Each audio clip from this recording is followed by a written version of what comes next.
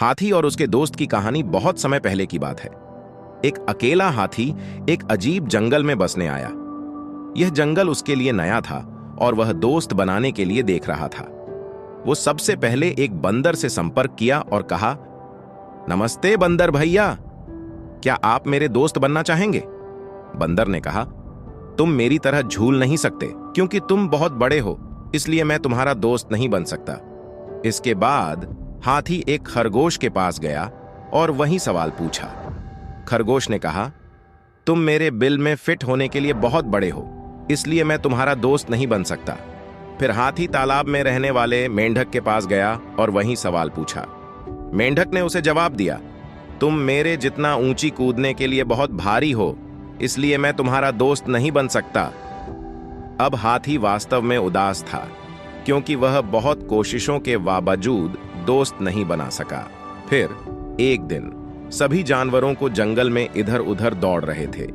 ये देखकर हाथी ने दौड़ रहे एक भालू से पूछा कि इस उपद्रव के पीछे का कारण क्या है। भालू ने कहा, जंगल का शेर शिकार पर निकला है, वे खुद को उससे बचाने के लिए भाग रहे हैं। ऐसे में हाथी शेर के पास गया और कहा कि कृपया इन निर्दोष लोगों को चोट न पहुंचाओ, कृपया उन्हें अकेला छोड़ दें। शेर ने उसका मजाक उड़ाया और हाथी को एक तरफ चले जाने को कहा।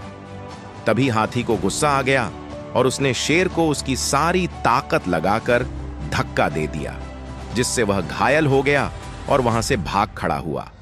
अब बाकी सभी जानवर धीरे धीरे बाहर आ गए और शेर की हार को लेकर आनंदित होने लगे।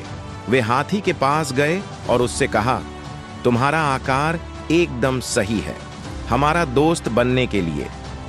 कहानी की सीख, इस कहानी से हमें ये सीख मिलती है कि एक व्यक्ति का आकार उनके मूल्य का निर्धारण नहीं करता है। ये कहानी आपको कैसी लगी दोस्तों? कमेंट में जरूर बताएं और ऐसी रोमांचक कहानियों के लिए हमसे जुड़े रहे।